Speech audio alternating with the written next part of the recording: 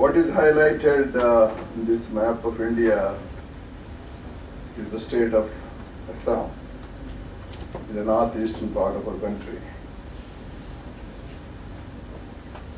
Just about 10 days ago, I had the privilege of visiting that state to visit one of our partner hospitals.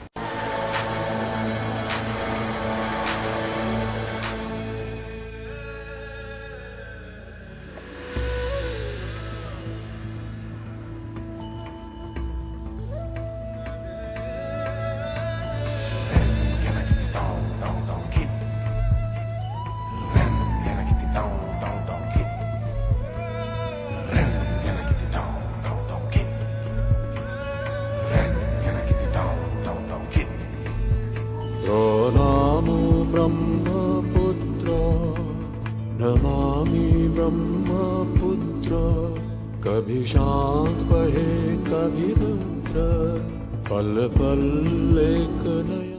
So that was the mighty river Brahmaputra. I think when I was going in that boat on Brahmaputra, I was reminded of my similar experiences on Mississippi and Amazon, other mighty rivers. Amazon is supposedly the mightiest of all. But what is more, even more, is how we are able to impact the lives of others on a small island in that river. And that reminded me of this last year's quote from last year's letter from Bill and Melinda Gates to their biggest donor to their foundation, Warren Buffett. As some of you may know, Warren Buffett is one of the wealthiest people in the world, and he gave away most of his wealth, nearly $35 billion, to Bill and Melinda Gates Foundation. He did not start his own foundation, but he gave it to the Gates Foundation for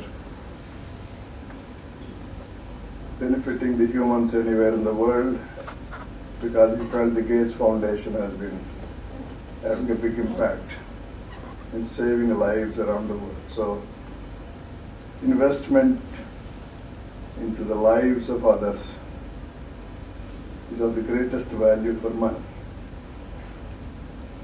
So that's what in some sense we have achieved. The reason why I wanted to talk to you today is a couple of months ago at the All India Ophthalmological Society, there was a session on legendary institutions of India, and we have been invited to present about our institute. So for that lecture, I have prepared this today's talk. When we talk of the genesis of LVP, it came out of a product of many, many things. One is inspiration. Second is experiences and exposure, the motivation, and finally, what made it realize is the support. Numerous individuals and institutions have inspired me in those years. Many, many years ago, I read an article in Reader's Digest where an young socialite on Long Island, New York, was going blind, went from one doctor to the other. Nobody could make a proper diagnosis. This was in early 1920s. Her name is Ada Acosta Breckenridge.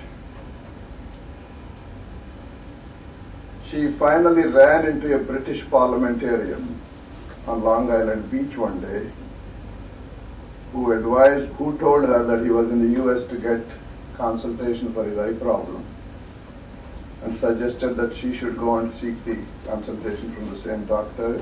Doctor, practicing in a corner of Washington, D.C. So she went, a correct diagnosis of glaucoma was made, she was operated, and her sight restored. And that doctor was Dr. Wilmer. So she thought, here is this most talented doctor, relatively unknown, practicing in this corner of Washington, D.C. His name should be brought out. So she asked him for the list of his patients, and which he refused to give. She smuggled it out of his secretary, and then she started contacting them. One of them was the famous steel magnate Andrew Mellon, steel magnate and a famous philanthropist in those days. He gave her an appointment, but by the time she went there, he wasn't there.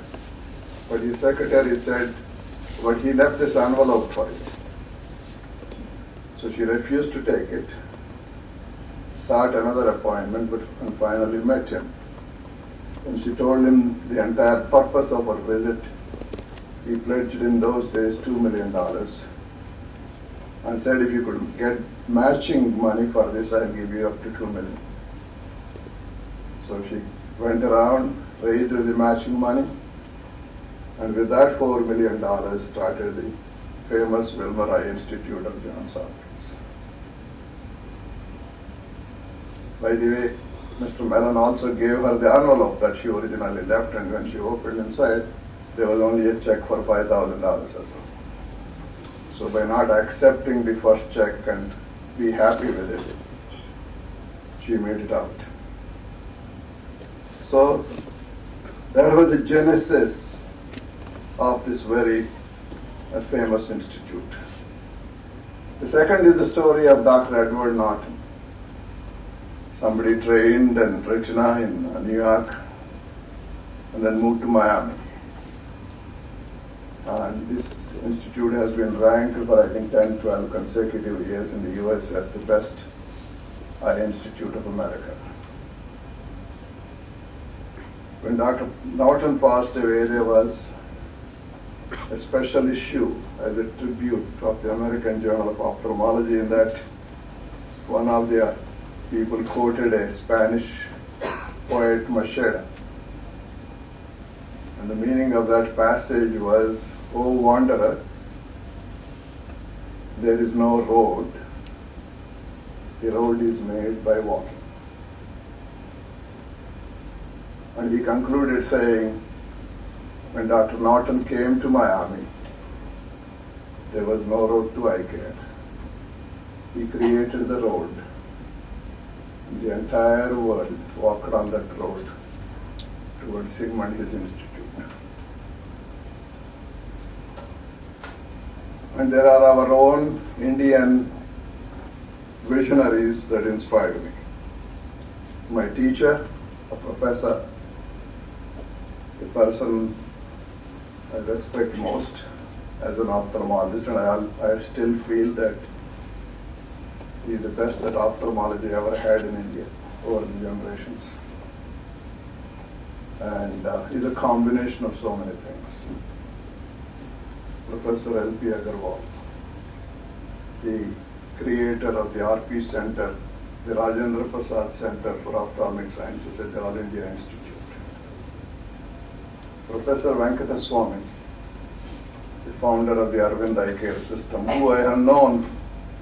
So it's been a privilege to have known him all my life, just about, since I was 3 or 4 years old, because he and my father were neighbors in the assistant surgeon's quarters at the Egmore Eye Hospital in Madras. And so there has always been some connection, and I derive a lot of inspiration from him. And then Dr. Badrinath, the founder of Shankar Netralaya, from whom I learned a lot in the initial years when we were thinking of developing this institute. Somebody who has proven that subspecialties can flourish in India and the need can be met employing the highest international standards. And yet another individual that has actually given me a new direction was Professor Ramalinga Swami, a renowned pathologist of international fame, formerly director of AIMS, the first professor of pathology of AIMS, then Director General of ICMR. And then after retirement, he was a professor at Harvard for many years and then advisor to the UN Secretary General on nutrition. So during my medical college years, we had no exposure to research. We never even heard the word research. Sadly, the same tradition continues in our medical colleges. And he came to give one lecture. Without understanding anything, without knowing anything, the lecture was so inspiring. One thing I decided on that day that I would pursue an academic career. So much so I even wanted to pursue pathology. That was the only other choice I had other than ophthalmology at that time when I finished my medical college. So these are all remarkable individuals and outstanding institutions. If you read the history and biography is always inspiring. That's why it said those who have no knowledge of history have no future. So knowledge of history is very, very important. And I think growing up in a small rural village with hardly any amenities in the 50s was itself a huge experience. Reflecting back, I realized the strength I derived from that experience during the first 10 years of my life.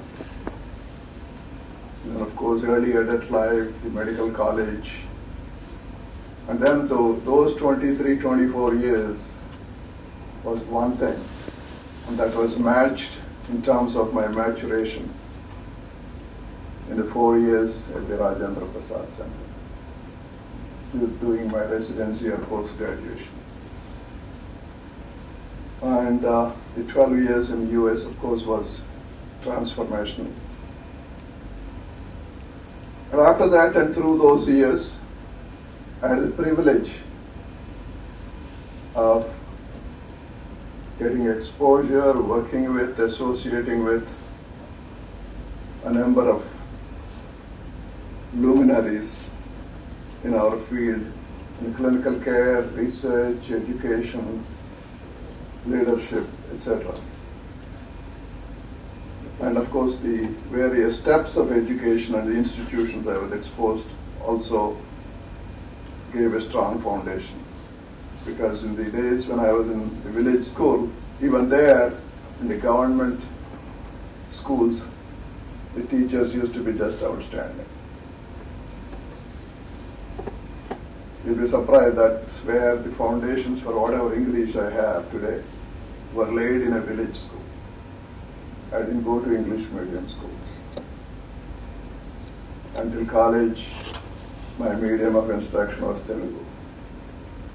So that was the kind of exposure we had. Of course, these two gentlemen, Jules Baum and Jim Aquavella, my mentors in Cornea, one taught me everything about rigor in research and clinical observations and documentation. The other taught me meticulous surgical techniques, how important each single step is, and time management, as well as prompt responses to any kind of communications. So these are all helpful in building this whole thing. The background, and then when we realized with this background, and when I realized the burden of the problem of blindness and visual impairment in India, with the education and exposure, whatever I had until the year 1986, we decided to return and help in the development of this institution. So support for this venture is obviously very necessary whenever you have ideas. Unless there is the necessary financial support available, you can't move forwards. So it's initially the family and then the friends from every stage of my life.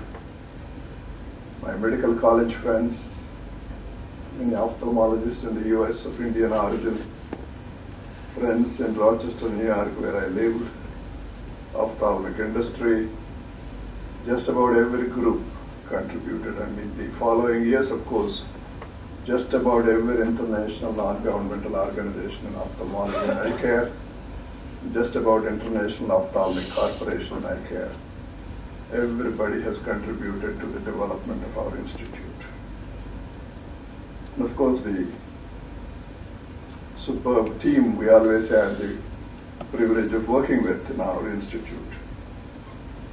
And the number of believers we have in our institute globally, they all have contributed. So if you look at the steps of the genesis, my wife and I decided to return to India in 1986 during late 1981. Then we went ahead and formed a not-for-profit foundation in the US called Indo-American Eye Care Society with the idea of raising money for the equipment. Approached the government of Andhra Pradesh then and obtained the land of 8 acres from the then Chief Minister, Mr. N.T. Ramarao. And that land is today's our Kismatpur campus. And the idea was to use the money that we raised in America for equipment, take a small bank loan and get started in Kismatpur on that land. Until I had an introduction to Mr. Ramesh Prasad, who was visiting the US and a mutual friend, Dr. Ratna Mullapudi, who now runs the Usha Mullapudi Cardiac Center in Hyderabad. He was in the US in those days. So he called me one day and said, I want you to talk to this gentleman visiting me. And then he told that they were thinking of giving money to a good medical project and whether we might find some compatibility of ideas. So I spoke to Mr. Ramesh Prasad, sent him the project proposal. In January '86, I was visiting India and then went and met both father and son in Chennai. And at that time, they indicated to me that they have decided to support us not only with that money, which turned out to be 1 crore rupees in those days, but also this 5 acres of land. So that's how Prasads came into picture. By then, we had the Hyderabad Eye Institute as our trust, which was formed about a year or so earlier. And in recognition of the large contribution at that time, we named it after Mr. L.V. Prasad. Even today, for all of you to remember, legally we are Hyderabad Eye Institute. There is no legal entity called L.V. Prasad Eye Institute. L.V. Prasad Eye Institute is our brand name, if you will.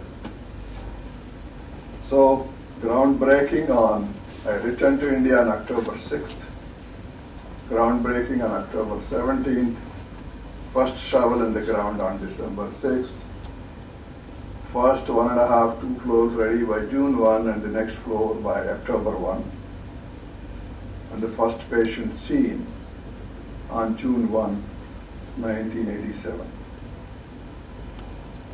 So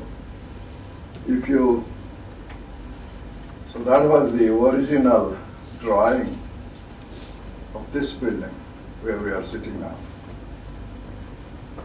Architect's concept in those days. And these were the two Prasads. The younger of the two is Ramesh Prasad and the other is L.V. Prasad.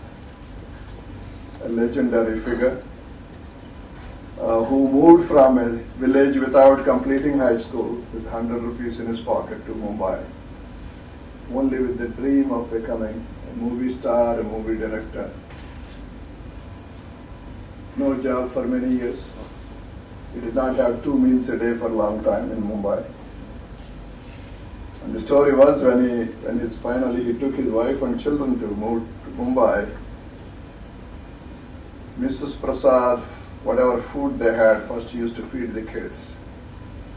If something left, she used to feed Mr. Prasad. And only when something else is left, she used to have her food. That's the kind of start they had, the struggle he went through, and became a legendary producer and director in multiple languages of India. And he was the winner of the Dada Saheb Phalke Award in 1982. So that is the story of Prasad's, again inspirational. This was the kind of foundation on which what you see today has been built. And the foundational values from day one was to reconcile excellence with equity. Whatever we do shall be of the highest possible quality, and whatever care we give shall be available to everybody. And that translates to anybody coming to any of our campuses for any form of eye care. However complex it is, however expensive the treatment might be, shall be given, whether they pay or don't pay. So that's we have been able to practice till date, and we are very fortunate. And more recently, after we went through the value exercise, we have arrived at these 5 values as most important for our institute. So each of them, every day we have to reflect, particularly people at the top. It's even more important. People sitting in this room, this should be 100% practice. If people in this room don't practice these values, we should not expect the other cadres to practice them. And if we think it is impossible to practice these values, we might as well never show this slide.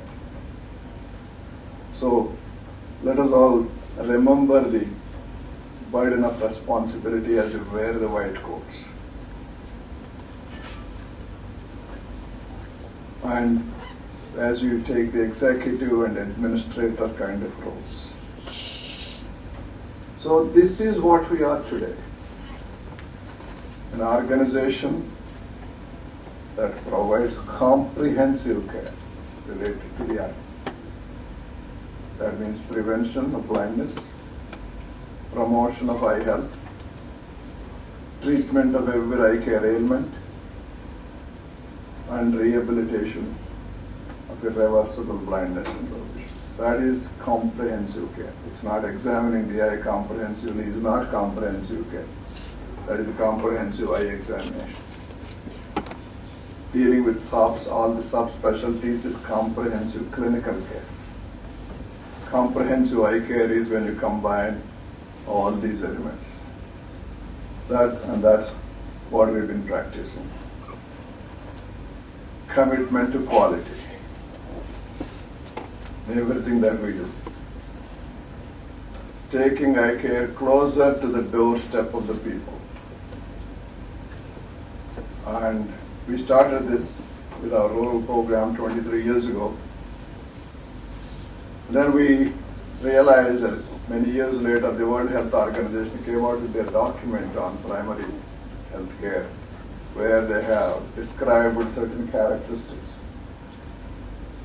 Closer to the community, entry point, continuity of care, patient-centered care, finite population. And that's exactly what our model has been in the rural areas, the vision centers, the secondary centers, practicing all this, closer to the doorstep, continuity of care, and they are the entry point to healthcare. All these on a strong foundation of compassion. This is a snapshot of my native village. A few years ago, Jakin and his colleagues screened everybody in this village, and we tried to provide service subsequently.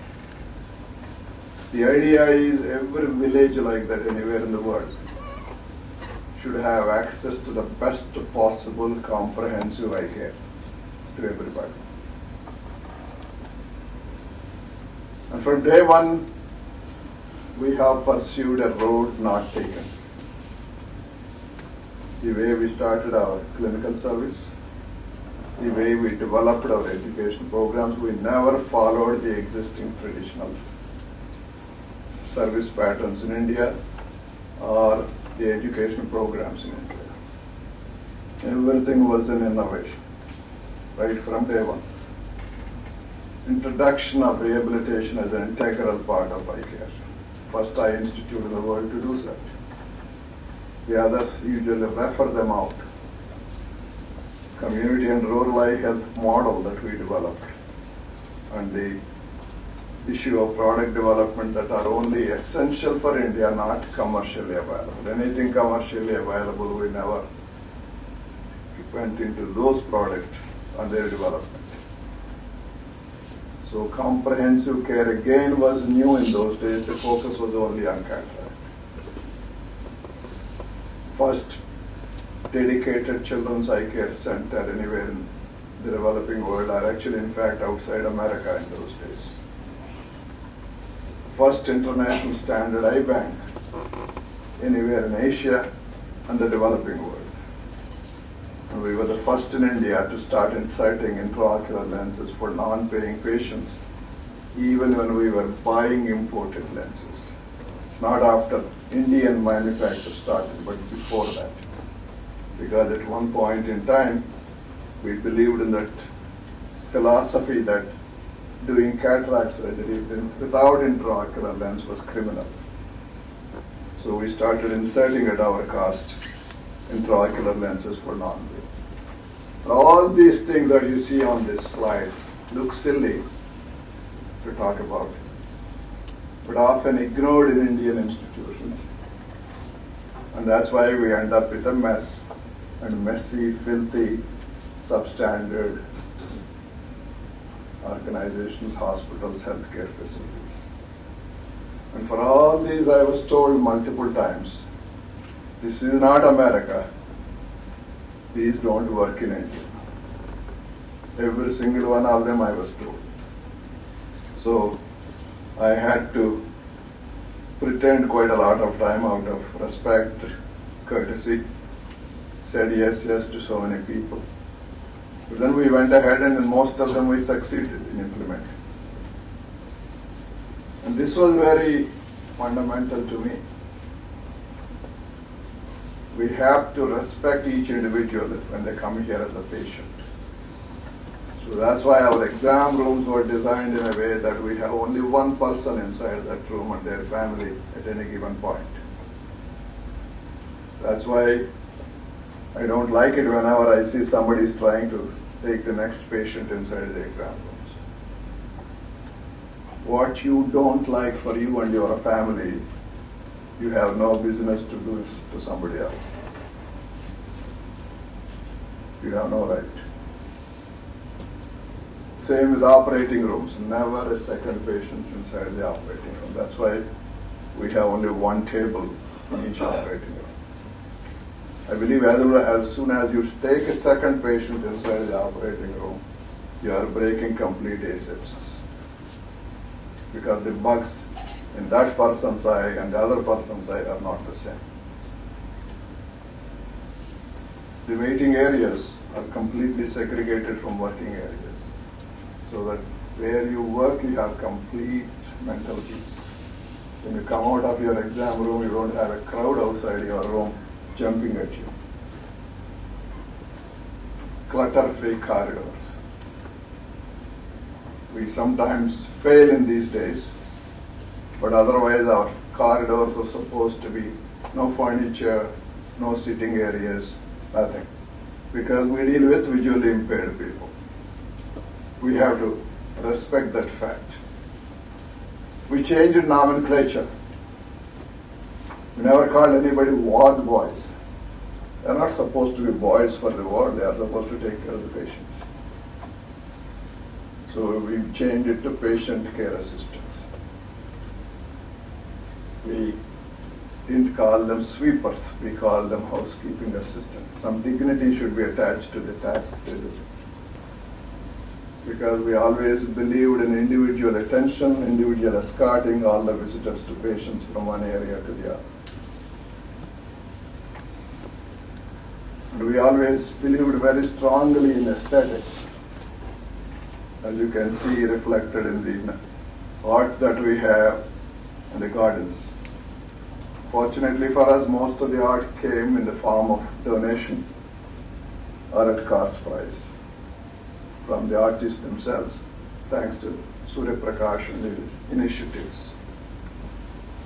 And the gardens have always been very important to us. The statement is, anytime we look out of ground floor window or door, many of our campuses, we should see green. And I believe we have been able to practice that in just about every place so far. Occasionally we struggle in the secondary centers, but otherwise this has been happening. We came up with the concept of the term patient counselor, something I borrowed from the US. We even had a patient advocate in the initial years who used to represent the patient and come and talk to us if we're delaying anybody in the outpatient.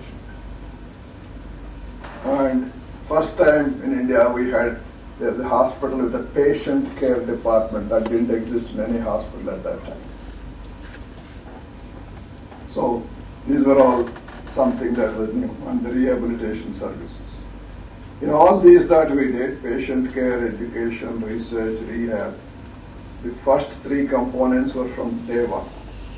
My initial vision was limited to just those three and a center in Hyderabad. That was it.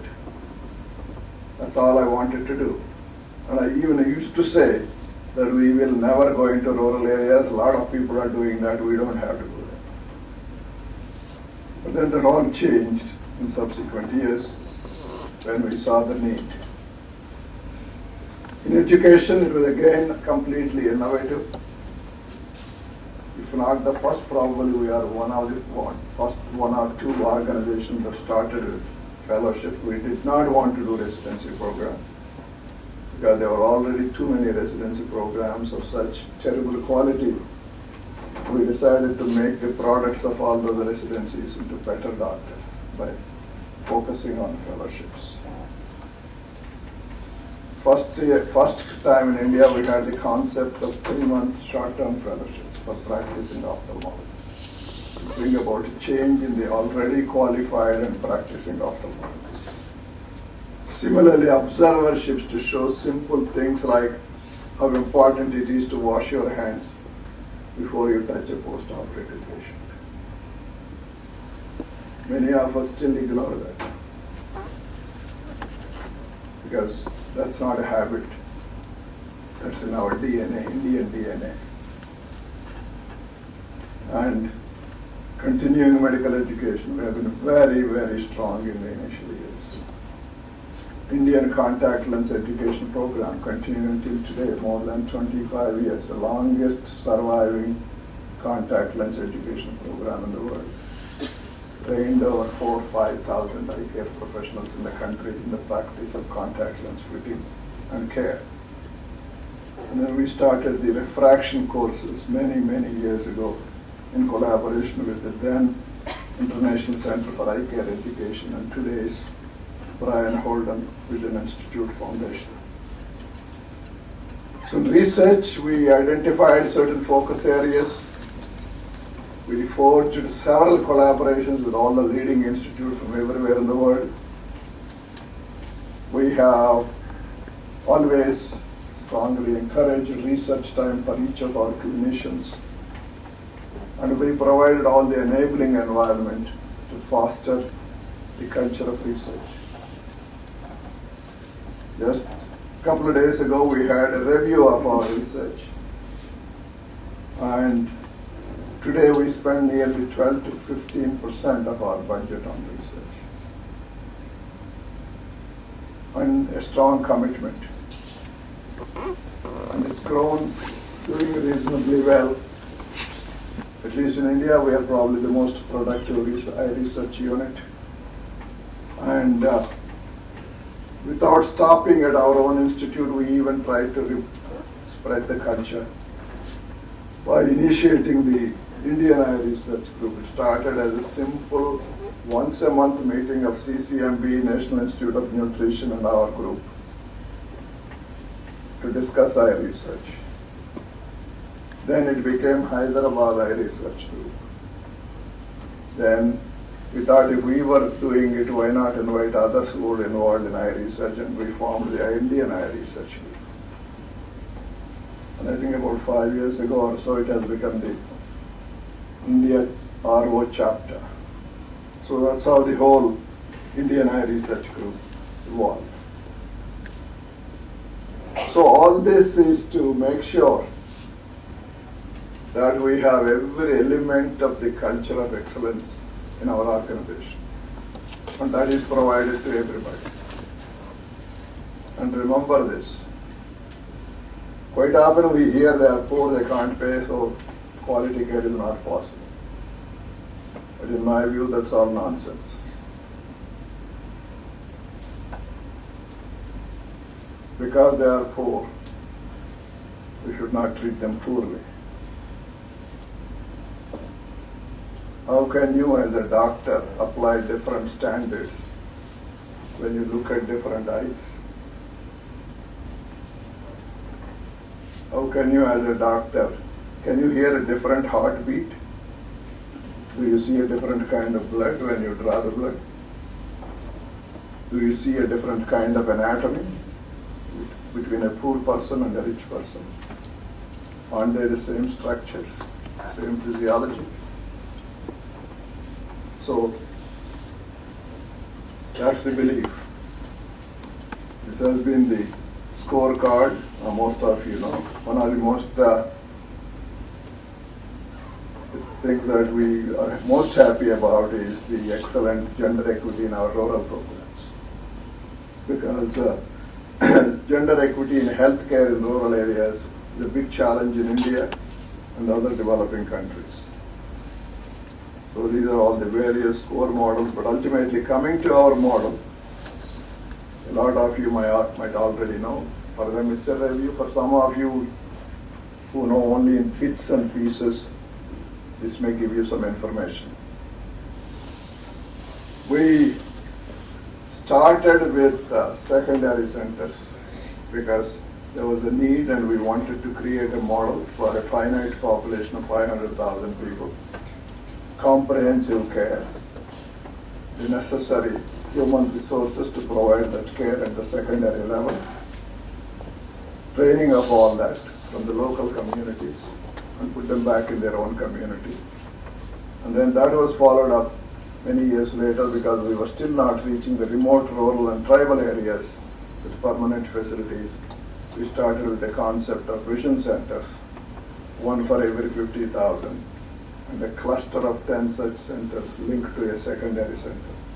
So all this evolved also subsequent to a strong evidence from the epidemiologic information from our Andhra Pradesh IDC study. Again, I was discouraged from doing that study by both our Indian colleagues and our international colleagues, saying, why do you want to spend so much money in India on an epidemiologic survey? But anyway, we went ahead and did it. It gave us a lot of benefits. Set the benchmarks. We have developed the model.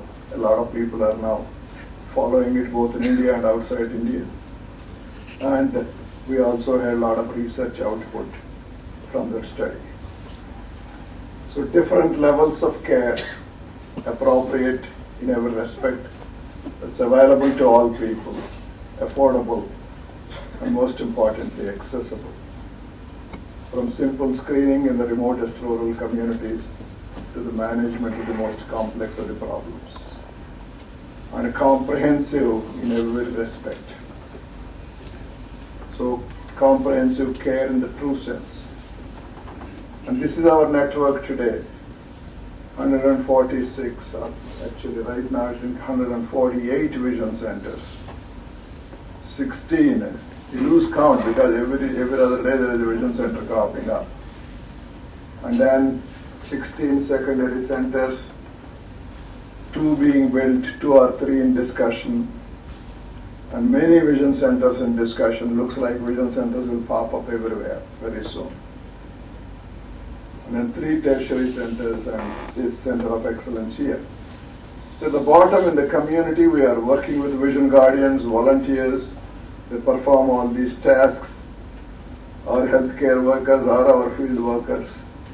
And the important thing is to keep an eye on the eye health of 5,000 people, strong focus. We are still in the stage of building it. We haven't uniformly applied our entire system yet. But hopefully in the next 4 or 5 years we'll reach there. Next is the vision center I talked to you about, the 3 R's, refraction and dispensing, recognition of potentially blinding disease, and referrals, appropriate referrals both horizontally and vertically. And very importantly, we can also provide post-operative follow-up to some degree. Now with the addition of more and more technology to these units, this would become even easier in the future. Then the secondary service centers. This is the picture of the Tudukurti Secondary Center, about 18, 19 years old now. And the top one is Mudol and the bottom one is Palvancha. You can see the difference. The Palvancha one was a real gift from the chairman of the corporation, Navbharat, who wanted to give this center to us. So together we call this Village Vision Complex. You may be hearing the word VVC, VVC, VVC. Sometimes we are oblivious to the fact which audience we are addressing. We keep on using our abbreviations without understanding. The audience may not understand what VVC means. So best thing in those circumstances is our rural eye health program, which everybody can understand. VVC should be our internal discussions only. So this is a composite of 100 vision guardians, 10 vision centers, 1 secondary center. And I believe this is the first integrated model of secondary and primary eye care anywhere in the world. And a perfect setup for the global aspiration of universal health. From America to Afghanistan, everybody wants universal health these days. So universal eye health model that could then be replicated in other areas. It all happened because of the amazing team that we have and the overwhelming generosity of friends from all over the world. And our alumni are an important part of our organization. They become leaders of many eye care institutions in India. Many of them, through their practices, have impacted the quality of care in the regions they practice. And they become catalysts for change in many areas. These are the impact factors, kind of impact that this is the kind of impact that we made nationally and internationally. And I think those of you who want to know the more details, we'll be happy to share all this with you. Multiple laurels to many of our colleagues in the institution. And so ultimately what we did is to build this pyramid of trust from the remotest rural areas to communities both nationally and internationally at the top. And most importantly, we reached individuals like this old women in a tribal village who would have never had access to eye care, but for our field service and the vision centers. So we are governed by 2 not-for-profit organizations, both drawn from people from all walks of life, from all over India. And again, I said this is very important to us as reflected in these pictures. This gave us an enormous strength, this picture. Those boulders are 2.6 billion years old. That means we are resting on a foundation of 2.6 billion years. So even though we are only a 30-year-old organization. So that must be giving us a lot of strength. So these are some of the pictures. Sustainability, we're doing reasonably well. Financial sustainability. No loans, overdraft. We don't keep the vendors waiting for their payments. We clear them within a week. And we have a fair degree of endowment should we collapse financially for any reason. HR, mostly trained in-house. Significant investment. We try to nurture talent as much as possible in many cadres wherever it is possible. And our training programs, as I said, are need-based and innovative, the classic examples being the ONA program and the Vision Technician program. And to meet the optimal requirements. For ophthalmologists, we emphasize this fact that we would like every one of the ophthalmologists to become 3H ophthalmologists. It's not enough if you have excellent hands and do surgery. To them, I call them average ophthalmologist. Somebody who can combine that with the requisite knowledge of what they are doing, why they are doing, how they are doing. I call them good ophthalmologists. If they also have heart, I call them excellent ophthalmologists. And if they also practice ethically, they become exceptional ophthalmologists. So it's for you to choose which of those categories you want to belong to. And for our faculty and other colleagues, we have provided advancement opportunities in education, things like accelerated promotions. I'm still waiting for a 35-year-old ophthalmologist to knock at my door and tell me, "Nag, it's time to get out and I am ready for your job." So I'm challenging you. Any of the fellows, if you are ready, come and knock at my door. You could be made the chairman. I want to see that day in India where somebody just out of training becomes the head of an organization. If it happened in America, why not in India? So think about it. And research, I think we have probably one of the best research enabling environments. We have certain limitations, no doubt about it, but I think absolutely we may have gaps in absolute terms, but in relative terms, we provide better enabling environment than most organizations. Look at all this, dedicated time for clinicians, advanced education opportunities, international meeting participation, so rubbing shoulders with the best in the world, cross-fertilization between various groups, freedom of choice of which area you want to pursue in research. There is no dictation from the top that you are going to do research in this or that. And encouraging performance.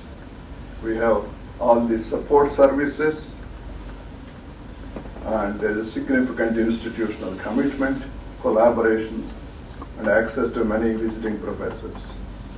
And for economically underprivileged from rural background with limited opportunities for a career and growth, we have the programs to prepare them into world-class technicians and nurses. So we are beginning to incorporate more and more technology, and Vipin's favorite term, people to policy. So trying to get closer to the reality on the ground through a variety of new technology approaches, including machine learning, using HoloLens kind of technology for education future, and also in the innovation area, the technology innovation. Just remember, Srijana is not just what you see on the first floor. Srijana is everywhere in LVPEI. It started 30 years ago. Srijana is the Sanskrit term for innovation. What you see there is the technology group of Srijana. We have the education group, we have the research group, we have the clinical service group, we have the public health group. Our model is a product of such Srijana, our pyramid. So it's all Srijana. And of course, these are some of the initiatives that we were involved in. So if you look into the future, we have now two strategic pillars. One is a pillar of developing global resource centers through institutes of excellence concept. And they will be centers that will be doing all this that we are already doing. Every one of the 8 elements that we have been involved in over the years. So these are the various institutes of excellence in various stages of evolution, of which the second one, strategic pillar, is to create a model of robust, high-quality primary care for the population of the 3 states we are primarily involved in, constituting about 150 million population. And these are the various institutes that were inaugurated already, and significant progress has been made with the Tej Kohli Konya Institute with several national and international partners. And beyond this, we are also looking into certain new horizons, began to link with existing ophthalmology residency programs. And now I know Srikanth is beginning to look at other optometry schools to get involved with their capacity building in the country in education. We are looking at potential new areas of research which are made all the difference. And it turns out that Robert Frost was the English teacher of one of my mentors, Jules Baum, when he was an undergrad at Dartmouth. And I leave you with this powerful statement by J.K. Rowling during a Harvard graduation lecture a few years ago. And I think all of us, it applies to each one of us sitting in this room. Your intelligence, your capacity for hard work, the education you have earned and received give you unique status and unique responsibilities. That is your privilege and your burden. If you choose to identify not only with the powerful, but with the powerless, if you retain the ability to imagine yourself into the lives of those who do not have your advantages, then it will not only be your proud families who celebrate your existence, but thousands and millions of people whose reality you have helped change.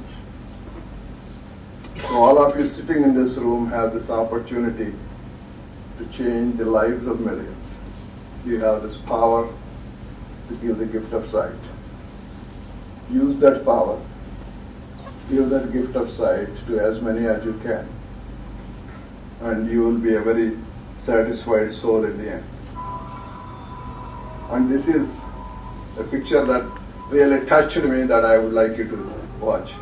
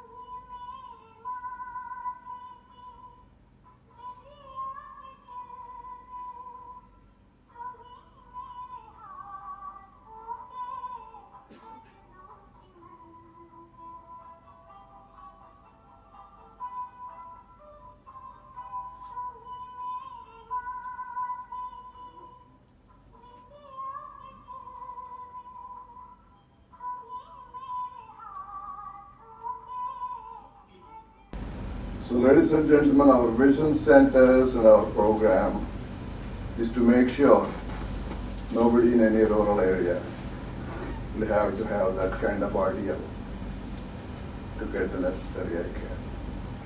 Thank you so much.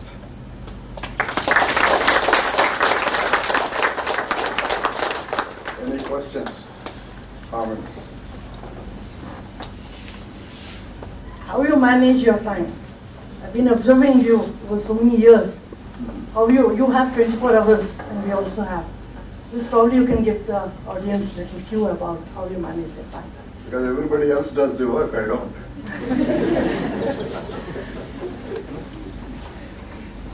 It's very simple. You know, I have learned a few tricks and things from observing, learning, reading. For example, one of the things I read in one of the biographies is of Hillary Clinton was, she would never read a letter a second time. When the letter was read, the response was given, and that chapter is closed. So just imagine if you can respond to each letter you get immediately and don't have to go back to it again, how much time you save. Second thing, when I was seeing patients, what I learned in America through my own practice, which was later corroborated by a Harvard MBA who was in healthcare management, was, for example, dictating the letter, referral letter in front of the patient before I go to the next patient. Takes you 30 to 45 seconds to do it, a detailed letter, much better than anything that you can do at the end of the day or at the end of the week. You don't have to spend any time. At the end of the day, you'll have to spend 15 minutes for each record. End of the week, you'll have to spend half an hour for the same record if you want to give the same details in your letter, unless you become very cursory in your letter. So when I finished at the end of the day, I wanted to make sure I didn't have anything left from my patient care of that day pending. And some of you who are with me since the beginning probably realized maybe before your time, we didn't have any assistants, no fellows. None of the nurses were trained. We had to train the nurses, we had to train our doctors. For months, my assistant initially was Satish Gupta, then Chandrasekhar, then Shobha. They used to assist me, I used to assist them. I used to assist GC in his orbital procedures. We had to go and do our own enucleations for corneal donations. So in those days, I asked the nurse to scrub out at the end of it. As I was beginning to put the first suture, in those days it was extracapsular cataract extraction. So I used to start dictating the operative note, instructions of medication. By the time I finished all my sutures, the operative notes was done, instructions were written. I used to scrub out, sign out, go out actually, but after each patient, talk to the patient's family, come out. By then the next patient is ready and do it. So it's a question of system. I'm not getting out of that focus. I would not take any phone calls during my patient time. And these are all things that I learned watching observe. These are all the systems Americans follow so rigorously. That's why I tell my colleagues, don't just look at the techniques when you go there and technology. Look at the way each individual functions. There's so much to learn. Some things you want to learn, some things you don't want to learn when you watch it. So, one of my friends in those days, my contemporaries who unfortunately passed away under tragic circumstances, George Waring, prolific author, publications. Every month he used to have 1 or 2 publications in journals, and an outstanding orator. I asked him, George, how do you do it? He told me he would go to work at 7 in the morning, 7 to 12, 12 to 1 he gets out onto the squash court, play squash, that was his exercise. 1 to 6 again back to work, 6 o'clock goes home, dinner with his family, spend time with his kids. 9 o'clock back in the office, up to 1 he used to write. That was his routine every single day. And I always advised our colleagues for many years, recently I stopped doing that. At least 2 days in a week, 2 evenings in a week, reserve for your writing. Otherwise, you will never be able to read and write and publish. And they should be the same 2 days every week. And your family should realize you are not available for those 2 days. If you want to accomplish certain things, you have to make some of these real stringent schedules. And then how he learned how to speak well was as a school kid. He was Sunday school teacher. He was preaching in the church. Out of that habit came his ability to speak well, communicate well. And then they all used to tell me that the practice, the rehearse. I used to listen to tapes when commuting in America in the car of the best speakers that I thought were there in ophthalmology and others. I used to listen to them. And many initial years I used to record all my presentations, rehearse, record, rehearse, rewrite, rehearse 6, 7, 10 times before it becomes a habit. Because I didn't have the advantage of many of you of going to English medium schools and English medium education, so I had to learn it the hard way.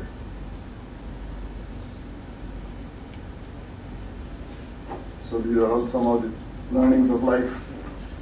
Any other questions?